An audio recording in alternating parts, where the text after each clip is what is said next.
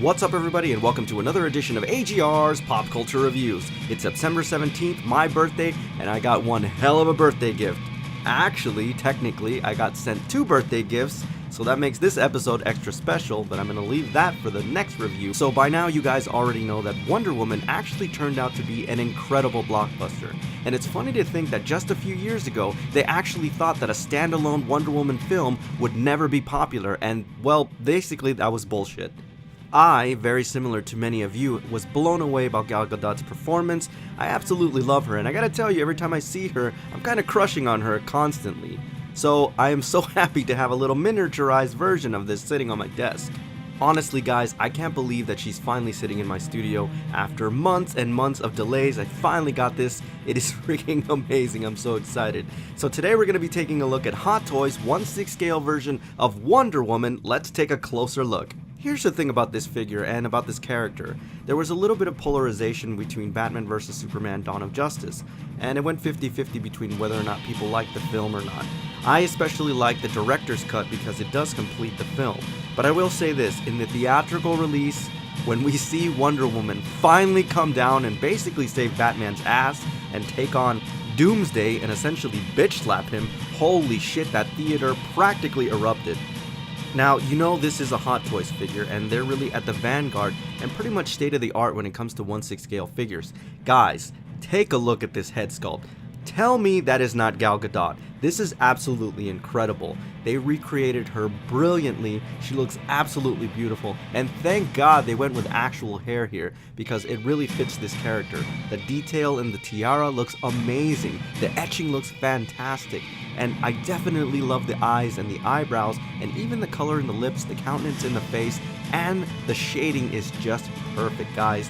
This is beautiful.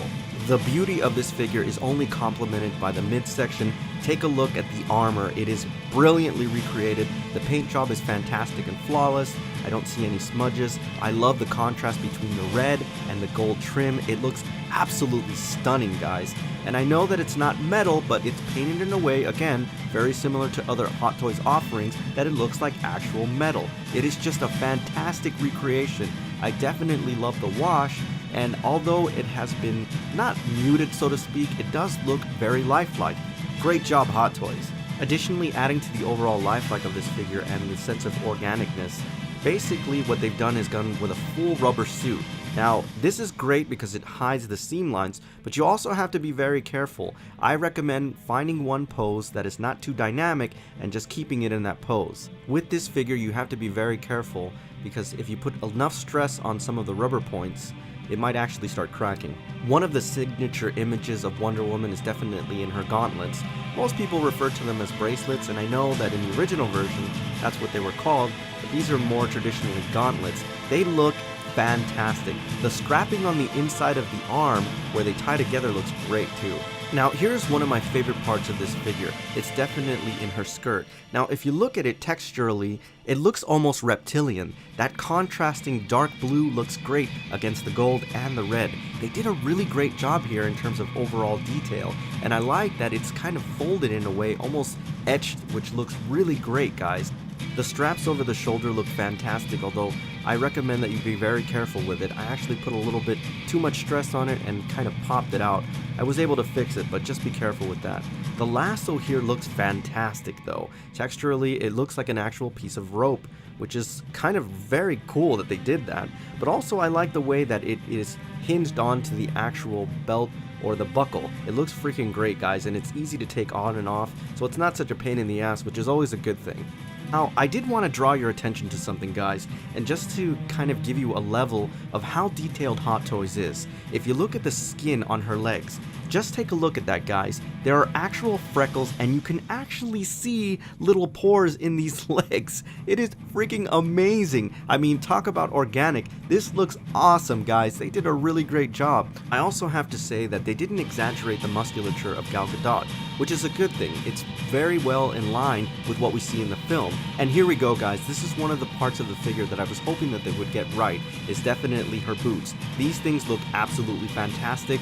They look very modularized. I love the paint job here. The contrast between the red and the gold is just amazing. And they also put a little bit of flakes in there, like gold flakes, to make it seem like it's recreating actual metal. And believe it or not, they're remarkably articulate given the overall design that they went with. Now, this is one of a few accessories that comes with this figure, but probably one of the most impressive. I definitely love her sword here. Not only did they do it in a nice gunmetal finish, which is a little bit high gloss, but they also got the details just right. I especially love the details in the hilt. I love the contrast between the gold and also the blade itself. If you look at it, it is etched in metal really well. It's just something that they did so awesome, and I'm glad they got this right. And something that I noticed when I gave the blade a second look is that there are notches along the entire blade, and it just adds to the realism of this piece. Now, another accessory that they got just right is her now iconic shield.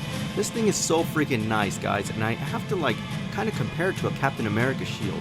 They did a really good job. I especially love the overall tone of this shield.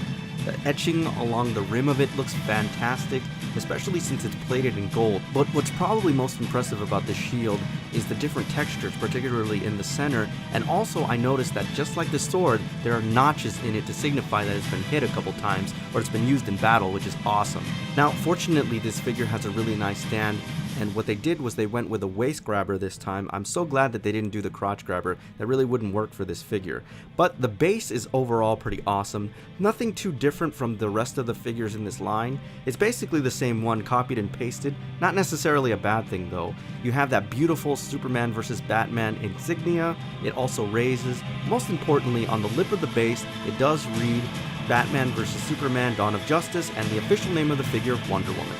Now, this is something really nice that Hot Toys included as additional accessories, and I think these are pretty cool. You get a set of translucent bracelets or gauntlets, depending on how you want to call it, for when she clangs together her bracelets and causes that kind of force field or force shield that she shoots out, which is really freaking cool. And then you also get an additional tiara, or at least I think that's what it is, I'm not sure. But you do get it though. And of course, guys, rounding out the last bit of accessories is 6 additional hands for various poses, which is kind of cool with this figure, but I do recommend you don't put her in too many dynamic poses, mostly because it's a complete rubber body, and you don't want to cause stress on the joints because over time, guys, as we've seen in previous Hot Toys offerings, they do begin to crack, so be very careful with that. I also have to say these hands are pretty freaking detailed, and I especially like the straps around them. They just look freaking cool. Overall, guys, and I'm just not nerding out here, but this is an incredible piece. It's one of the best that Hot Toys has done so far in terms of overall package. Now, it doesn't have as many accessories as maybe a Batman figure, but this thing just looks so great, and I can easily categorize this as a holy grail piece. So if you guys want it, you might want to get it now, guys. I especially can't wait for the other version of Wonder Woman where she was training when she was still on Themyscira. But overall, this is freaking awesome, guys.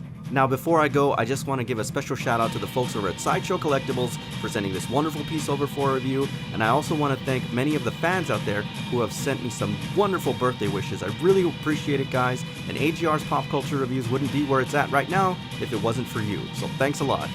Alright everybody, so that's my official review on Hot Toys' 1/6 scale version of Wonder Woman from Batman vs. Superman Dawn of Justice. As always, I thank you for tuning in, and I'll see you on the next AGR's Pop Culture Reviews.